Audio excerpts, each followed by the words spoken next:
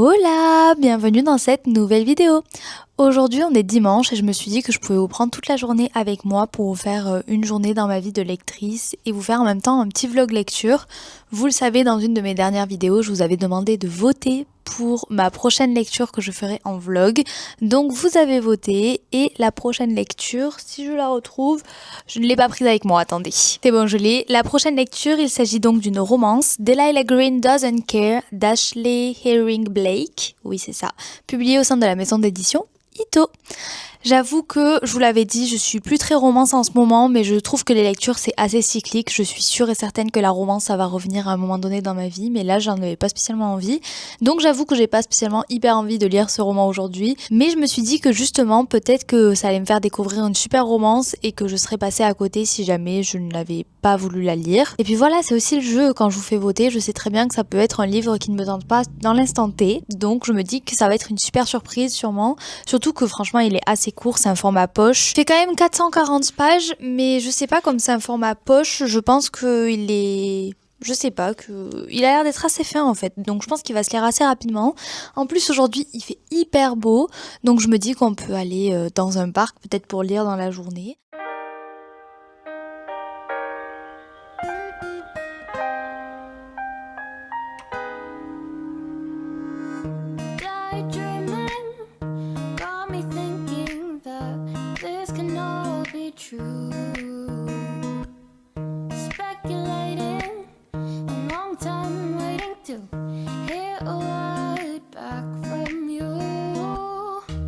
Alors, il est 11h30, j'ai lu 2 chapitres et pour l'instant j'aime beaucoup. Je vous ai pas spécialement fait de résumé de Delilah Green Doesn't Care, mais je peux vous en faire un très rapidement si vous voulez. Ici on va suivre Delilah qui est une artiste qui travaille à New York, elle fait beaucoup de photographie et elle essaie de se spécialiser dans tout ce qui est photographie queer. Et un jour elle va devoir retourner dans son village d'enfance, donc qui est Bright Falls, pour immortaliser le mariage de sa demi-sœur avec qui elle ne s'entend pas du tout, mais elle va faire ça en échange d'argent. Et donc elle va retourner auprès de sa famille, donc sa demi-sœur et sa belle-mère, pour pouvoir immortaliser le mariage et les 2 semaines qui précèdent le mariage avec l'enterrement de vie de jeune fille, etc. Bref, donc pendant 2 semaines, elle va devoir retourner à Bright Falls et pour elle, c'est la fin du monde parce qu'elle veut vraiment rester à New York et continuer sa vie de New-Yorkaise. Et en parallèle, on va suivre Claire qui habite à Bright Falls et qui a une vie hyper ordonnée, qui jongle entre son travail dans sa librairie, sa fille et son ex-petite amie qui est vraiment insupportable. Et elle va tomber sur Delilah quand Delilah va retourner à Bright Falls. Et donc déjà qu'elle ne s'aimait pas spécialement les deux, je crois qu'il va y avoir quelques petites étincelles et puis Delilah va globalement chambouler la vie de Claire. Donc à voir ce que ça donne. Dans ce roman, c'est écrit à la 3e personne du singulier, donc on n'est pas directement dans la tête des personnages, mais on a tout leur ressenti, on est extérieur, mais clairement on a tout leur ressenti comme si on était dans leur tête. Donc je trouve que c'est hyper intéressant. Et je trouve aussi qu'en romance, c'est rare que ce soit écrit à la 3e personne du singulier, mais du coup moi qui ai l'habitude, ça ne me dérange pas du tout, mais je préfère vous le préciser si jamais. Conversations in my head got me conflicted with what you said. Ça y est, je suis bien arrivée au parc pour pouvoir lire, il est 14h et donc je vais continuer à partir du chapitre 3 du même roman. On va voir où j'en suis, jusqu'où je m'arrête, mais là il fait vraiment très beau, plein soleil. Et sur ce, on va continuer et on verra bien si ma lecture me plaît.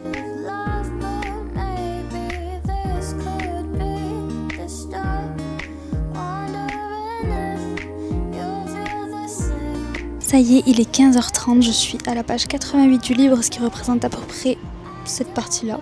Donc vraiment, je suis encore loin d'avoir terminé. Pour l'instant, ça va, j'aime bien, je vous fais un petit débrief en rentrant à la maison. Je vais rentrer du parc parce que ça fait quand même 2 heures que je suis là. Petit débrief de ma balade et de ma lecture dans le parc. Pour l'instant, j'en suis à la page 88, comme je vous disais. Je me suis arrêtée en plein milieu d'un chapitre parce que ça faisait 2 heures déjà que je lisais, enfin 1h30, et que j'avais besoin d'une petite pause, même si j'aime beaucoup pour l'instant. J'aurais pu aller jusqu'au bout du chapitre, mais j'ai eu la flemme, j'avoue. Déjà, sachez que j'ai plusieurs choses à dire. Premièrement, les protagonistes principales, pour l'instant, je les aime beaucoup, que ce soit Delilah ou Claire. Je trouve que les deux sont très différentes dans leur manière d'aborder la vie, dans plusieurs thématiques et puis même dans ce qu'elles traversent chacune de leur côté, leurs différentes épreuves, etc. Elles sont très différentes, mais pourtant je trouve que les deux, on arrive facilement à s'attacher à elles, donc je trouve que c'est un très bon point de la part de l'autrice et aussi de la traductrice. Depuis que j'ai commencé à lire le roman, il y a énormément de mentions à l'alcool et ça m'a un peu dérangée parce qu'au début je me suis dit bon ok, premier chapitre, on voit Delilah qui est de retour de soirée, donc elle a bu, ok certes. Deuxième chapitre, on voit Claire qui est dans un bar, ok elle boit certes.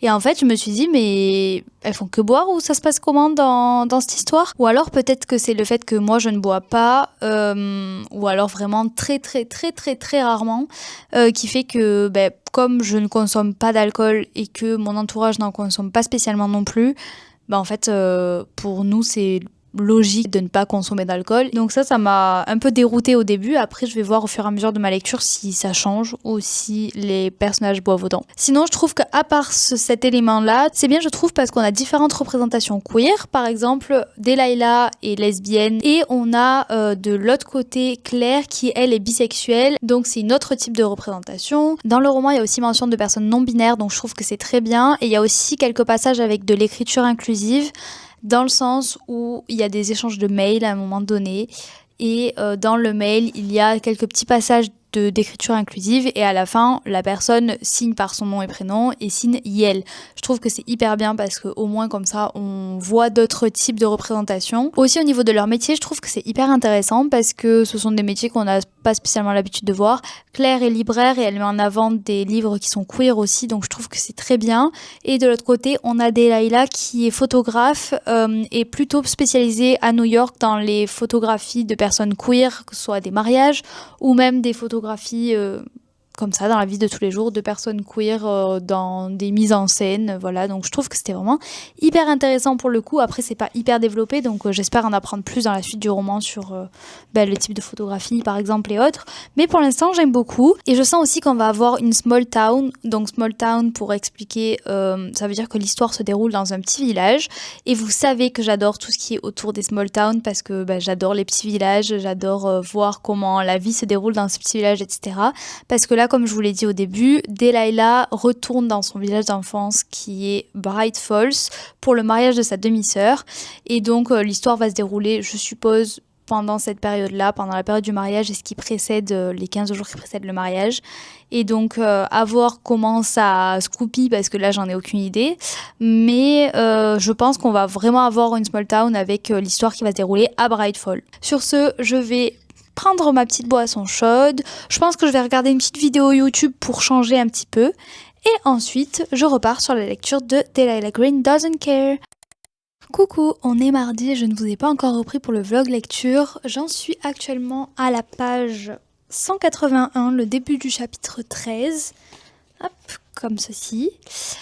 Et j'ai lu les 100 pages à peu près d'écart, parce que je crois que je m'étais arrêtée à la page 88 de mémoire, pendant les transports, parce que hier j'étais sur site, et donc je mets 1 heure pour aller à mon travail. Donc 1 heure aller, 1 heure retour de lecture. Donc là je propose qu'on continue la lecture aujourd'hui, j'aimerais beaucoup le finir aujourd'hui ce roman. Pour l'instant je l'aime bien, toujours le même sujet, on en est au chapitre 13, et pendant les 12 chapitres que j'ai lus, jusqu'ici, il y avait à chaque fois mention d'alcool. En fait, dès que les personnes sont heureuses, bam, elles veulent boire un verre. Dès que les personnes sont malheureuses, bam, un verre. Dès qu'elles sont anxieuses, bam, un autre verre. Et ça défile, c'est vraiment, on a une collection d'alcool là-dedans, c'est abusé je trouve. Il est 12h15 et j'ai jusqu'à à peu près 14h pour lire, donc on va voir où j'en suis.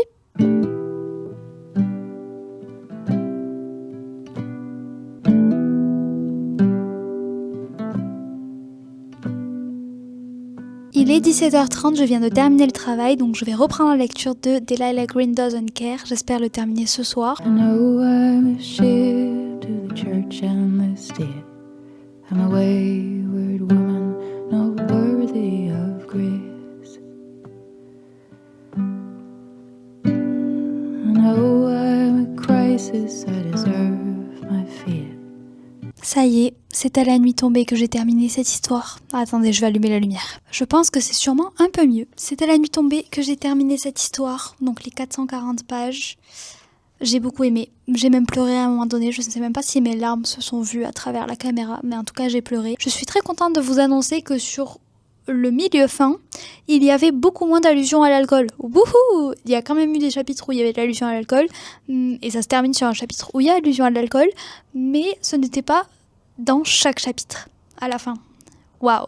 ceci est un exploit, j'ai l'impression, parce que dans ce roman, c'était vraiment le cas. J'ai beaucoup aimé les personnages en eux-mêmes, les personnages qu'on était censé apprécier et les personnages qu'on était censé détester étaient très bien écrits, puisque je les ai bien détestés. C'est bien parce que, comme je vous le disais, il y a le fil conducteur tout le long du mariage de la demi-sœur de Delilah. Et donc là on suit la mariée, la demi-sœur et les deux demoiselles d'honneur. Donc je trouve que c'était hyper intéressant de voir un petit peu la dynamique entre elles toutes. Comme c'est une small town, forcément il y avait un peu des secrets du passé, des choses qui sont revenues à la surface. Donc ça c'était hyper intéressant. Dans ce roman il y a aussi des problématiques autour de la famille, autour du deuil, autour du fait de perdre ses parents. C'est dans le passé des personnages par exemple, mais ce sont des thématiques qui reviennent quand même et qui sont récurrentes. Donc à voir, si vous n'aimez pas ce genre de thématique, ne lisez pas ce roman. Mais sinon, je trouve que c'est très intéressant et ça m'a tiré des larmes. Après, c'est facile de me faire pleurer, mais quand même, ça m'a tiré quelques larmes. Donc pour moi, c'était une très bonne lecture, une très bonne surprise. Au début du vlog, je crois que je vous disais que comme ça faisait longtemps que j'avais pas lu de romance, j'avais pas spécialement envie de la lire là maintenant tout de suite dans l'instant T. Et au final, je suis très contente de l'avoir lu là maintenant tout de suite. Je pense que je lirai la suite. Par contre, si dans le tome 2, il y a autant allusion à l'alcool que dans le tome 1, je pense pas lire le tome 3. Mais par contre, c'est vrai que j'ai beaucoup aimé cette histoire et je trouve les romans à chaque fois très jolis, donc je lirai le tome 2. Je pense même le lire cet été parce que comme c'est une romance, les romans j'aime bien les lire au printemps-été. Et là au printemps, j'ai quand même une grosse pile à lire, donc je pense que je lirai plutôt cet été. Mais voilà, donc pour tout vous dire, c'est une romance qui m'a beaucoup plu, un livre qui m'a beaucoup plu. Et je suis très contente de l'avoir lu, donc je vous le recommande. Et n'hésitez pas à me dire si vous l'avez lu, si vous aussi ça vous a un peu choqué ou pas du tout, et si vraiment il n'y a que moi qui l'ai un petit peu soulevé ce point. J'ai pensé qu'en fait on n'a pas du tout fait le tirage au sort, j'ai complètement oublié. Si vous avez vu mon précédent vlog lecture, généralement je compte combien de romans j'ai dans ma pile à lire, ensuite je vais sur une application, je tire 2 numéros, on prend les 2 livres et vous choisissez la lecture du mois suivant. Sauf que là je ne l'ai pas du tout fait, donc je vous propose de faire ça. Je vais aller compter le nombre de romans que j'ai, tome 1 évidemment s'il y a des sagas, et ensuite on va pouvoir tirer la prochaine lecture et vous allez pouvoir voter. C'est comme ça que vous aviez voté Delilah Green Doesn't Care. Et donc, je trouve que ça a été une très belle réussite. Donc, à voir ce que l'avenir nous prédira, on va dire. Bref, restez ici, je vais compter et on va voter. Du coup, là, j'ai compté et je suis à 37 one-shot / tome 1 de saga. Ou tome 2, par exemple, si j'ai déjà lu le tome 1. Mais bref, à chaque fois, le tome correspondant à l'endroit où j'en suis dans la saga. Bref, donc 37. Et donc, nous allons tirer 2 numéros. Il faut juste que je retrouve le site. Je crois que c'est ça. Minimum 1, maximum 37, j'ai dit. Nombre de résultats 2, je crois que c'était ça. Avec animation roue des nombres. C'est parti, nous allons tourner la roue. Est-ce qu'on voit bien? Ouais, premier résultat. C'était vraiment cette appli. C'est long. Je vois pas du tout à l'envers. 29, je crois. Et le deuxième résultat, 11. 29 et 11. Ok, je vais chercher les romans et j'arrive. Roulement de tambour. Déjà, sachez que je suis très contente parce que les deux, ce sont 2 romans que j'aime beaucoup. Après, il y a vraiment très peu de romans que j'aime pas dans ma bibliothèque ou dans ma pile à lire. Enfin bref. Mais ces 2 romans, je voulais les lire. Donc je suis très contente. Il s'agit de 2 romances. Donc je vous avais dit que j'étais plus trop romance, mais que c'était vraiment cyclique, etc. Il y a un mois peut-être, quand j'avais vu ces titres, je m'étais dit j'ai pas envie, j'ai la flemme, etc. Là j'ai envie de les lire. Donc ça veut dire que peut-être ça revient à un moment donné, je sais pas. Mais en tout cas, nous avons tout d'abord le premier tome de la saga Losers Fraternity. Donc ici, le premier tome s'appelle Fiction vs Réalité, de Océane Ganem et de Jane Guerrieri, publié au sein de la maison d'édition Hugo Roman. Donc celui-ci, j'ai le tome 1 et le tome 2 que j'avais acheté au Festival de la New Romance, mais que j'avais pas lu. Et ensuite, le second roman, il s'agit d'un tome 4 de ma saga sportive, saga / universitaire, je ne sais pas, préférée de romance, sachant que elle a été écrite par 2 autrices et que à l'intérieur, les 2 autrices, je les aime énormément. Mais c'est vrai qu'il y en a une que je lis tout particulièrement beaucoup, très souvent. Il s'agit de la saga Rebel University, le tome 4, d'Alfreda Henry et d'Alicia Garnier, publié au sein de la maison d'édition Hugo Roman, et donc c'est From Shadow to Light. Ici c'est un tome 4, j'ai déjà lu les 3 premiers, et à chaque fois j'ai beaucoup rigolé, j'ai beaucoup pleuré, j'ai trop aimé. Mon tome préféré de la saga reste quand même le tome 2, je pense. Quoique j'ai beaucoup aimé le tome 3 aussi. En fait, à chaque fois, j'ai aimé pour des raisons différentes. Je pourrais vous expliquer plus tard si vous voulez. Pour celui-ci, c'est aussi une romance LGBT. C'est une romance entre deux hommes et il me tarde vraiment de découvrir puisque les deux font partie de l'équipe de hockey. Donc, voyons voir ce que ça donne. Mais en tout cas, j'aime trop mes deux choix. Je suis sûre et certaine que si vous choisissez Rebel University, je vais trop aimer parce que j'ai trop aimé les 3 tomes précédents. Donc, je vois pas pourquoi j'aimerais pas celui-ci. Et Loser Fraternity, je n'ai jamais rien lu de ces deux autrices. Donc, j'avoue que je ne connais pas du tout leur écriture, leur plume, leur style, rien, je ne connais rien. Donc je me dis que ça peut être une belle découverte, sachant que c'est une saga qui me tente pas mal. N'hésitez pas à me dire en commentaire quel livre vous voulez que je lise. Il me tarde de voir vos retours et de voir vos votes. J'espère qu'elle vous aura plu, je vous fais de gros bisous, passez de bonnes lectures d'ici là et à vendredi prochain. Bye!